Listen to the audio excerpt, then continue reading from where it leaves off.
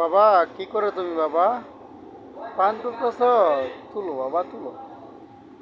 তো এক ভাই প্রশ্ন করছে এখানে কতটুকু জায়গা আর পান খেত দিতে কত টাকা খরচ হয়েছে। আমি বলি 30,000 টাকা মতো খরচ হয়েছে।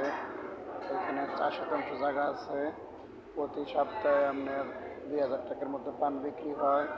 আর খরচাও আছে এমন, সব মিলাইয়া 30,000 টাকা খরচ হয়েছে। সার, বিষ, খোল, মাটি প্রতি মাসে মাস দেওয়া হয়। এগুলো সব আমার বাবাই করে থাকেন। আমার বাবার জন্য সবাই দোয়া করবেন।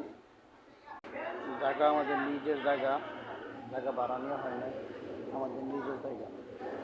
তো ভাই, এই পান ক্ষেতটা কেমন হয়েছে আশা করি সবাই কমেন্টে জানাবেন। আর পান ক্ষেত দেওয়ার যার ইচ্ছা তারাও জানাবেন।